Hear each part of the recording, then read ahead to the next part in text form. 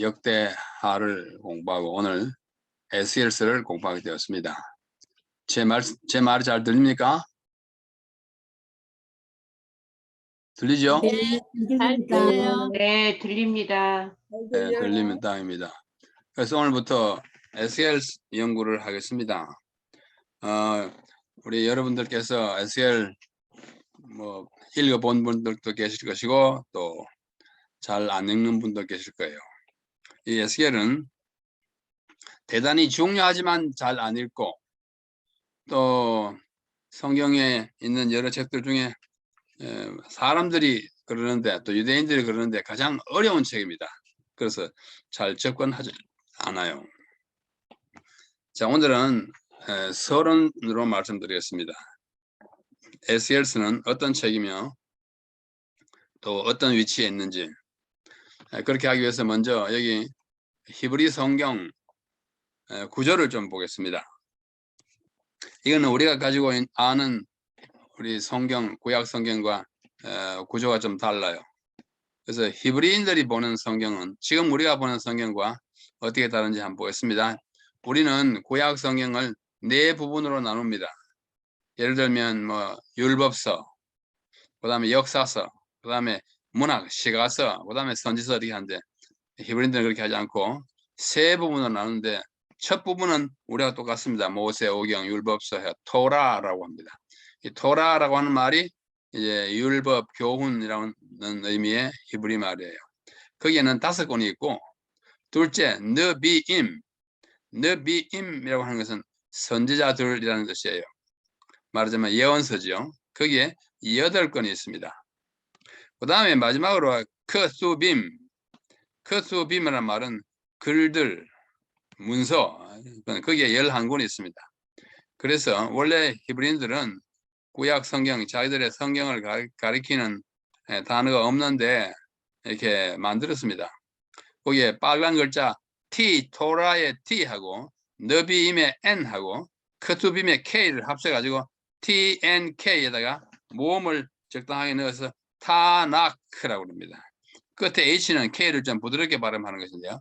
타나크는 성경에도 없고 원래 없는 말인데 히브리인들이 만들어서 자기들의 성경인 구약을 가리키는 새로운 단어로 조어 단어를 만든 거예요. 타나크 하면 히브리인들의 성경, 히브리 성경, 우리가 말하는 구약 이렇게 이해하면 되겠습니다. 그 토라에는 우리가 아는 바와 같이 창세기, 출애굽기, 레위기, 민수기, 신명기 딱 있어요. 우리 율법사 똑같습니다. 이에 대해서 더 설명할 필요가 없겠죠. 그런데 이 5권의 책을 이왕 우리가 이제 공부를 하니까 히브리인들은 어떻게 부르는지 조금 듣고 지나가면 좋겠어요. 창세기를 히브리인들은 브레이시트랍니다. 브레이시트.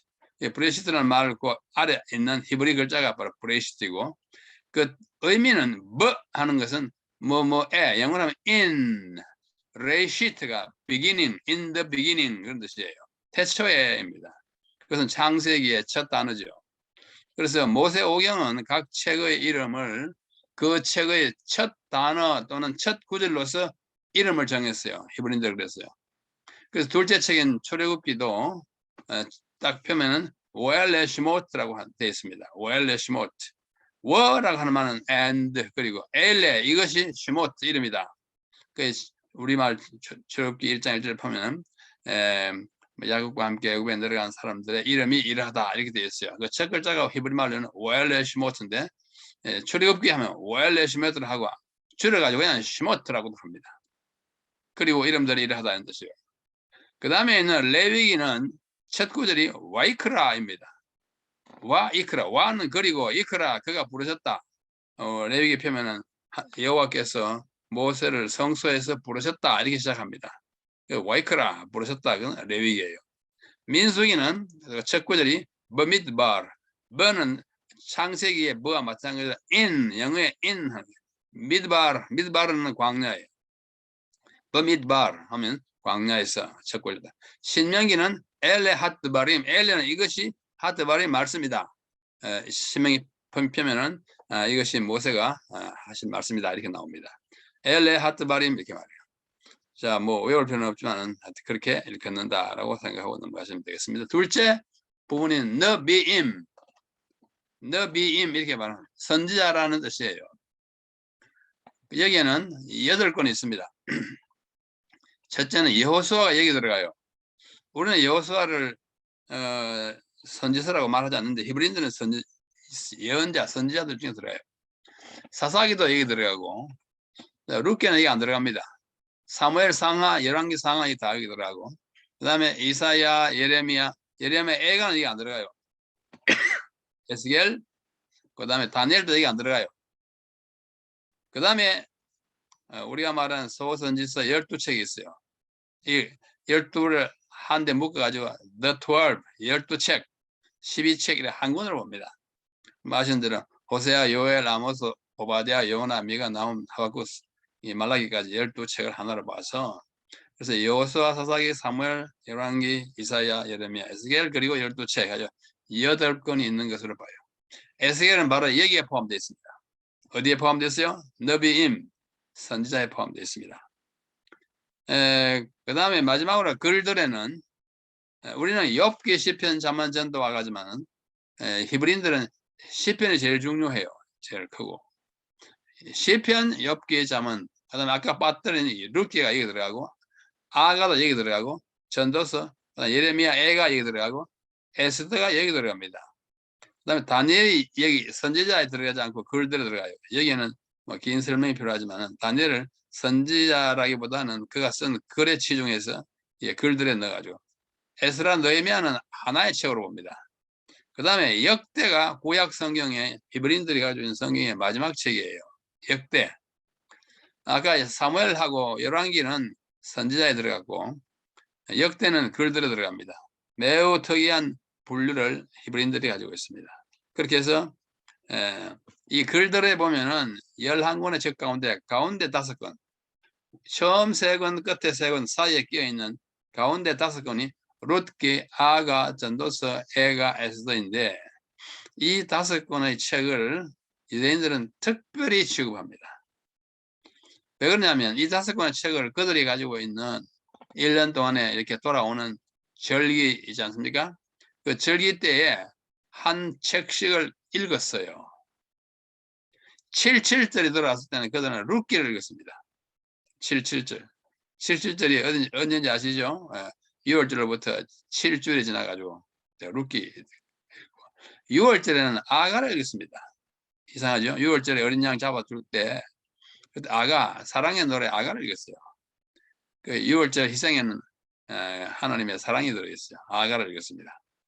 초막절에 전도서 읽은 것은 아주 당연하죠. 초막을 짓고 인생이 허무하다, 아무것도 아니다 하는 그런 아가를 전도서를 읽고 그 다음에 아브 월 9일, 아브는 유대인들이 가지고 있는 12개의 달 중에 한 달인데 그 달 9일에 예루살렘 성과 성전이 불타고 파괴된 날인데 그 날을 기념하여 예레미야 애가는 파괴된 성전을 앞에 보고 예레미야가 지은 노래거든요. 슬픔의 노래. 그때 읽었고 그 다음에 부림절에는 뭐 에스더 읽었습니다. 에스더로 말미암아 부림절이 나타나죠. 이 5책을 뭐라 그러냐면 5 두루마리라 그래요. 빨간 글자 맨 끝에 메길로트란 말이 두루마리라는 뜻입니다.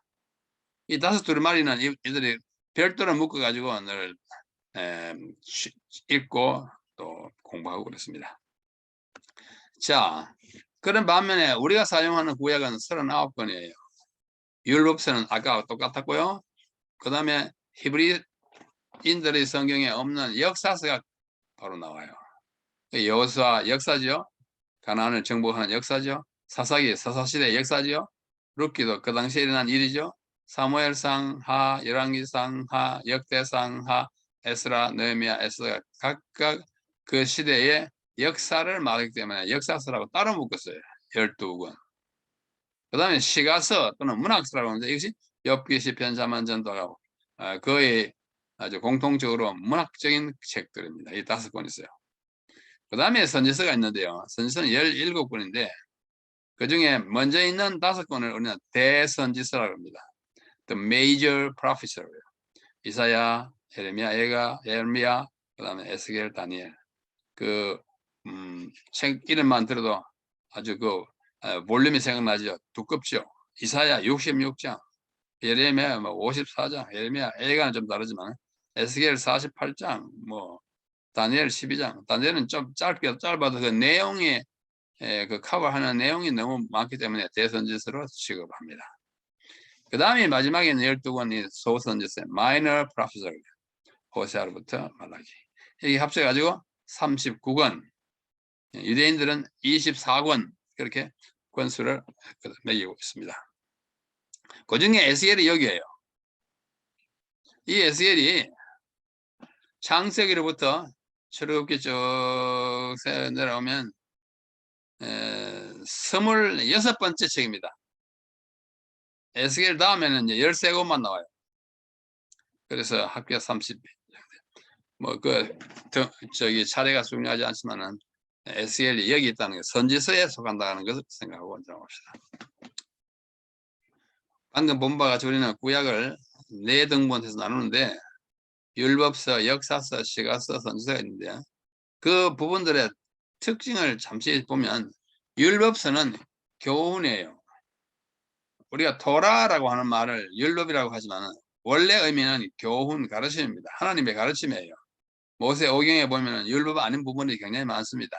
근데 왜 토라라냐? 히브리어 원래 말이 토라는 율법이 아니고 하나님의 가르침이에요. 그 가르침에는 율법도 있고 역사도 있고 여러 가지 다 있어요. 여기서는 하나님의 교훈이 있고 삶의 규범이 있고 여러 가지 지침, 그리고 율법이 포함되어 있습니다. 역사서에는 왕들의 치적, 사사들의 치적, 공과 과, 잘한 점과 못한 점, 그 다음에 하나님의 인도, 어떻게 역사가 내려왔는지를 말해주는 책이 역사서이고, 시가서는 문학서라고 하는데 우리의 삶에서 느끼는 애환, 슬픔과 기쁨, 그리고 우리가 드리는 감사의 기도와 탄원의 기도, 찬양, 경배 이런 것이 주축을 이루고 있고, 마지막 선지서는 하나님께서 선지자들을 통해서 주시는 견책, 격려, 경고, 그리고 예언을 담고 있습니다. 그래서 우리는 지금 어디에 있는 건 선지서에 있어요. 자, 구약시대의 지도자들을 보면은 4부류가 있어요. 성경처럼 예레미야 18장 18절, 에스겔 7장 26절에 나중에 보시면 첫째, 통치자가 있습니다. 통치자는 한 사람이에요. 통치자가 둘 있으면 이제 쿠데타도 일어나고 정쟁이 일어나고 서로 죽이고 한 일이 생겨요. 통치자는 항상 한 사람이었는데 왕이고 정치 지도자이고 또 그 당시에는 재판장까지 겸했습니다. 솔로몬이 재판을 잘했잖아요. 재판장이었어요. 별도로 사법 제도가 없었기 때문에 왕이 다 했습니다. 둘째는 제사장이에요. 제사장은 율법을 가르치는 교사입니다. 종교 지도자였어요. 그다음에 지혜자는 나이가 많도록 여러 가지 경험을 하고 하나님의 교훈을 많이 체험적으로 또는 실제적으로 느낀 사람들이 후배들을 위하여, 어린 사람들을 위해서 나누어주는 지혜의 글이에요. 그래서 이건 모략이라 해요. 오늘날 우리말의 모략은 남을 이렇게 해치려고 하는 모략인데, 이 순수한 모략은 그냥 지혜, 꽤, 슬기라는 뜻입니다. 모략. 그 다음에 인생 경험, 그래서 상담해주는, 이 지혜자가 쓴 책이 전도서 같은 거예요. 오래 살고 보니까, 얘들아 너희들 결혼할 때는 이렇게 해라, 이런 사람을 택해라, 살다 시험을 만나거든 이렇게 살아가라, 이렇게 모략을 지혜를 많이 가르칩니다. 마지막으로 선지자는 하나님이 주시는 말씀을 전달하는 사람이에요. 여기는 하나님이 사람들이 잘 살아갈 때는 말씀을 잘 안 하십니다. 그런데 곁길로 갈 때 어떻게 해요? 야단쳐요. 견책하고 경고하고, 또 그 사이에서 앞으로 일어날 일에 대한 예언, 특별히 메시아 예언을 담고 있어요. 그래서 그 위에 있는 예레미야 18장과 에스겔 7장에 보면은 선지자에게는 묵시를, 제사장에게서는 율법을, 장로에게는 모략이 있다. 장로가 지혜자예요. 장로라는 것은 나이 많도록 인생을 살아온 사람이잖아요. 그래서 선지자는 묵시를 보고 가르치고, 제사장은 율법책을 보고 가르치고, 장로는 자기가 겪은 경험에서 가져온 모략, 지혜를 가르치고, 왕은 뭐 이제 통치한 사람이니까. 구약 시대에 네 부류의 지도자가 있었다는 거예요. 왕, 통치자 왕, 그다음에 제사장, 지혜자, 선지자. 이 중에 우리는 선지자에 대한 이야기를 함께 하는 것입니다. 그래서 방금 본 것이지만 통치자는 세습제였어요. 아버지가 왕이면 그 다음에 아들이 왕이고 손자가 왕이고 세습제고, 제사장도 세습제였습니다. 아론의 후손들이 하게 했고, 지혜자는 자기가 성장하여 지혜자가 됩니다. 인생에 파란만장한 것을 잘 겪고 난 다음에 이제 지혜를 얻어가지고 성장되는 것이지 세습되는 것이 아니었어요. 선지자는 마찬가지입니다. 세습되는 것이 아니라 누구든지 하나님의 부르심을 받고 계시를 주면 그걸 갖다 뭐 뽕나무 기른 사람도 있고, 뭐 별로 그 출신 성분이 뭐 특별한 사람 아닌 사람들이 선지자들입니다. 그래서 그렇게 된다고. 자, 우리는 지금 이제 선지자들 중에 하나인 굉장히 중요한 선지자 에스겔을 공부하는데, 이 선지자는 뭐 하는 사람인가? 그 나비 했잖아. 나비라고 하면 히브리 말로 선지자이고, 프로페이테이스 하는 것은 헬라어로 선지자예요. 이 프로페이테이스에서 끝에 es 빼면 영어의 prophet이라고 하는 단어가 헬라어에서 옵니다. 이 두 단어, 나비 또는 프로페티스의 뜻이 뭐냐면, 첫째는 foreteller, 대언자입니다. 하나님을 대신해서 말하는, 하나님을 위해서 말해주는 사람, foreteller, 대변자예요. 둘째는 foreteller, 이가 하나 더 있죠. fore는 먼저 앞서고 말해요. 예언자입니다. 미리 말하는 자. 앞으로 일어날 일을 미리 말해요. foreteller. 그 다음에 false teller. false란 말은 tell false 하면 어떤 말을 해낸다, 발언한다, 그런 뜻이에요. 그래서 선지자는 발언하여 하나님의 뜻을 발언해 지는 뱉어주는 사람입니다. 그러면서 마지막으로 이 선지자들은 teacher of law and righteousness, 율법과 의의 교사들입니다. 정규적인 교사들이, 그러니까 제사장이 부패하거나 그 다음에 제 몫을 감당하지 않을 때는 하나님께서 다른 비정기적인 선지자, 그냥 선지자를 택해가지고 백성을 야단치고 그 다음에 지도자들에게 경고를 바랍니다. 그래서 선지자들의 기별을 올바로 이해하기 위해서는 그들의 활동 시기, 언제, 봉사의 대상 누구를 위해서, 남방이냐 북방이냐, 뭐 왕이냐 백성이냐, 그리고 역사적 배경을 아는 것이 필요합니다. 자, 선지자의 역할은 여러분 다 아시지만은 한번 쭉 읽고 내려갈게요. 국가적 위기와 절망의 시기에 권면과 경고를 전합니다. 막 망해갈 때 막 야단치잖아요. 특별히 예레미야 이런 사람들요. 과거의 실패를 지적하고 현재의 위험을 경고하는 것과 함께 미래를 가리켜 보입니다. 다가오는 심판과 메시아 시대를 말함으로써 백성을 회개하게 하고 의로 돌아오기를 촉구하는 기별을 담고 있습니다. 이 선지자들은 비정기적이고 수시적인 봉사였어요. 정기적인 봉사는 제사장입니다. 그래서 제사장은 수시가 아니고 항시적으로 하는데, 선지자는 그게 아니에요. 비정기적이에요. 하나님 필요하다고 생각할 때 사람을 불러가지고 수시로 봉사를 하게 하는 것이 선지자입니다. 5번, 필요시에 개별적으로 부르심을 받아 기름 부음을 받고 봉사를 시작했습니다.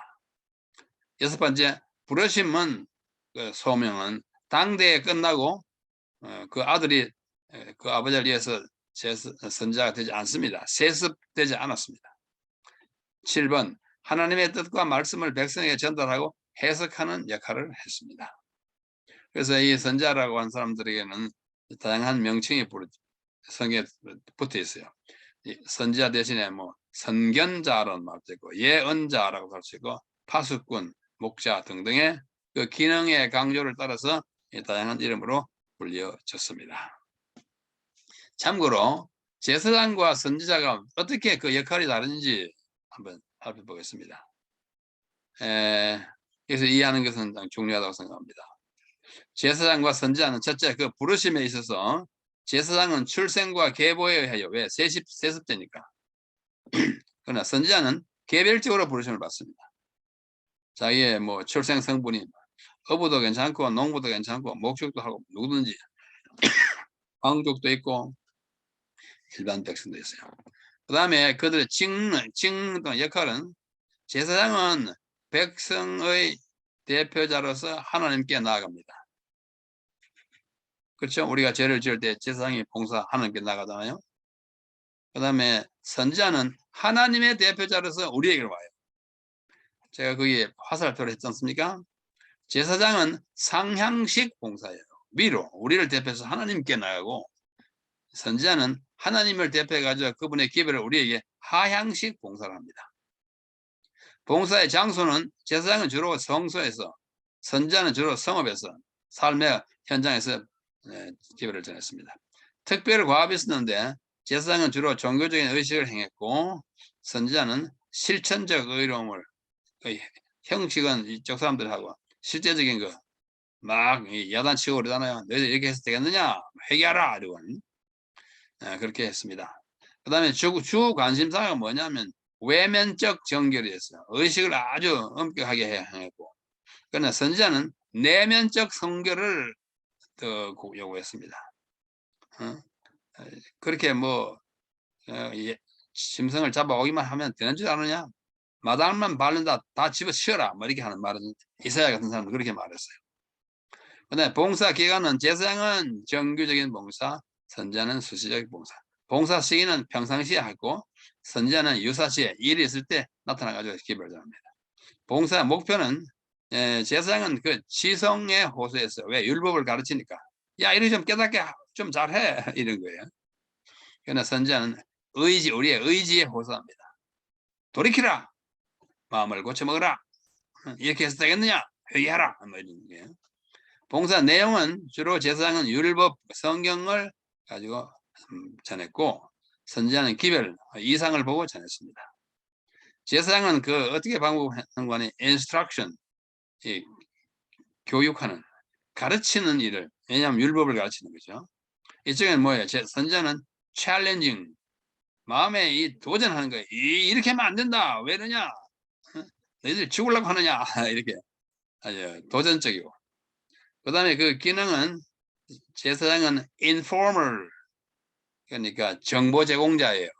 information. 제사장은 정보를, 그러니까 율법에 있는 내용을 전하는 사람이고, 선지자는 reformer, 개혁자입니다. 이렇게 하면 안 되겠다.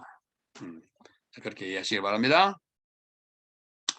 이 세 직분이요, 왕과 선지자와 제사장 이 세 직분은 굉장히 중요해서 그들이 그 임무를 시작할 때는 뭘 보고 뭐 했냐면 머리에 기름을 부었습니다. 이 세 직분 잘 알아놓으십시오. 왕, 선지자, 제사장. 기름을 부었는데 예수님이 기름 부음을 받은 것은 그리스도라는 이름이 기름 부음을 받았잖아요. 그것은 이 세 직분을 그분이 타고났다, 감당한다는 뜻입니다. 자, 왕은 그 부르심을 출생과 세습으로 하고, 선지자는 개별적 소명이고, 제사장은 출생과 계보, 족보 이름이 없으면 안 됐어요. 그 다음에 왕은 백성의 치리자에서 위에서 아래로 다스리고, 하나님의 대표자로서 선지자도 위에서 아래로 하향식, 제사장은 조금 전에 이야기한 바와 같이 백성의 대표자로서 하나님께 나아가는 상향식. 그 다음에 왕은 궁전에서, 선지자는 성읍에서, 제사장은 성소에서 주로 봉사했고, 특별 과업이 있었는데 뭐냐면 왕은 통치하고 재판하는 것이고, 그 다음에 선지자는 실천적 의로움을, 그 다음에 제사장은 종교적 의식을, 주 관심사가 질서와 평화, 국가가 잘 돼야 하니까 내면적 성결, 외면적 정결, 아까 한 바와 같습니다.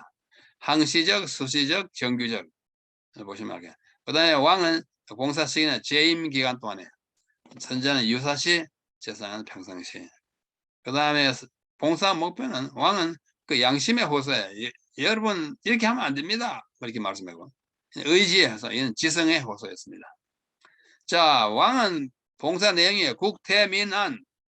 나라가 태평스럽고 백성들이 안전하게 사는 것. 이게 그들의 봉사 내용입니다. 선지자는 기별을 제사장은 율법을, 나머지는 아까 한 바와 같습니다. 자, 이게 두루마리라고 하는 거예요. 유대인들이 이 두루마리의 성경을 써가지고 지금 보시면은 아주 깨알같이 이제 써놨잖아요. 제가 인쇄한 것이 아니고 손으로 쓴 거예요. 옛날에 인쇄술이 발견되지 않았을 때, 발명되지 않았을 때. 자, 이스라엘의 연대를 잠시 생각해 봅시다. 이스라엘 연대요. 왜냐하면 우리가 어느 시대에 있는지를 좀 알기 위해서. 출애굽을 1450년 BC에 일어났다고 생각합니다.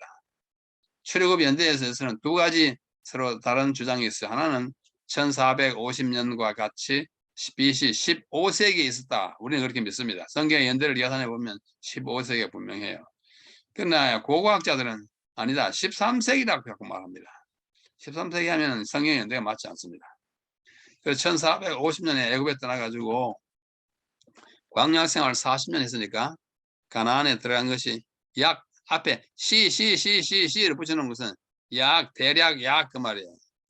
1410년경에 가나안에 들어갔죠. 40년 동안 광야에 있으니까 들어가자마자 뭐 당장 이렇게 제도가 수립되고 치안이 바로 잡힌 건 아니에요. 한 10년 내지 15년 동안에 땅을 분배하고 백성들이 정착하는 데 시간이 걸렸습니다. 약 1400년으로부터 350년 동안 1050년까지 우리는 사사시대라 이렇게 말합니다. 사사들이 그때 아직 왕이 없을 때 사사들이 활동했어요. 그러다가 1050년경에 사울이 왕이 됩니다. 사울이 40년, 1050년에서 1010년, 다윗이 40년, 1010년에서 970년, 솔로몬이 40년, 970에서 930, 약 이렇게 해서 사울, 다윗, 솔로몬이 각각 40년씩 120년 동안 통일 왕국 시대입니다. 통일 왕국 시대란 말은 분리되기 이전에 왕이 하나만 있을 때 이야기예요. 1050년에서 930년까지 있다가 솔로몬이 죽자 나라가 분열돼 가지고 남방 유다와 북방 이스라엘로 분리됩니다.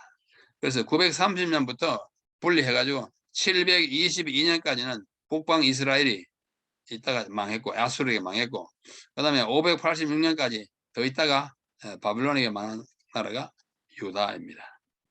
그러면 에스겔은 언제일까? 바로 이 마지막 586년 이 무렵이에요. 나라가 망할 때 그는 부르심을 받아서 굉장히 아픈 기별을 전했습니다. 자, 밑에 북방 이스라엘이 약 210년간 있었고 남방 유다는 거기다가 136년을 더해가지고 한 346년 동안 존재하다가 망했습니다. 북방은 아수르에게 망했고 남방 유다는 바빌론에게 망했습니다. 그런 시대예요. 통일왕국 시대, 분열왕국 시대 왕을 좀 보십시오. 여러분 이름에 입에 익은 왕들이 많이 있잖아요. 여로보암 1세, 성경에는 1세 2세라는 말이 없어요. 그러나 여로보암이 북방 이스라엘에 두 사람이 나옵니다. 그래서 할 수 없이 후대의 역사가들이 먼저 있는 사람은 여로보암 1세라고 그 다음에 한참 있다가 한 몇십 년 후에 나온 사람은 여로보암 2세라고 편의상 보셨습니다. 그래서 여러 북방 이스라엘 보십시오.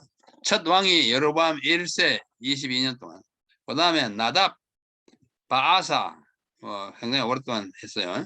그 다음에 엘라, 심리, 그 다음에 오므리, 아합, 아하시아, 여로보암, 이건 여호람, 예호람, 그 다음에 예후, 그 다음에 여호아하스 나오다가 그 다음에 여호아하스 다음에 여로보암 또 나오니까 이 사람이 이세라 그렇게 말합니다. 그 다음에 스가랴, 샬룸, 머나헴, 베카야, 베카, 호세아 그래가지고 19명이 한 210년 동안 다스린 후에 왕조는 망합니다. 남방 유다는 첫 왕이 르호보암이에요. 북방 첫 왕은 여로보암이고 남방 유다는 르호보암이에요. 호보암 같은데 앞에 첫 글자가 달라. 하나는 여로, 르호, 여로보암이고 이거는 레호보암이에요. 아비암, 아사, 그다음 여호사밧, 여호람, 하샤, 아달랴는 여자 왕이죠. 그다음에 요아스, 아마샤, 아사랴, 요담, 아하스, 히즈기야, 므낫세, 그다음에 아몬, 여시아가 이제 16번째 왕인데 그 다음에는 아주 혼탁한 마지막 기간이 있습니다. 여호아하스는 요시아의 넷째 아들이에요. 근데 첫째, 둘째, 셋째 나누고 이 넷째 아들을 왕을 세운 것 자체가 그 당시에 상황이 굉장히 어려웠음을 말해줍니다. 그 다음에 여호야김, 여호야킨, 스드기야가 마지막 왕입니다. 제가 이 빨간 글자를 good 했죠? 왜 이렇게 했냐면 성경에 한 번이라도 하나님의 보시기에 좋았더라, 선을 행했다라는 말이 기록된 왕이 한 8명밖에 없어요. 나머지는 다 보시기에 악을 행했다 이렇게 나옵니다. 자, 오늘 이제 배경으로서 여기까지 하겠습니다.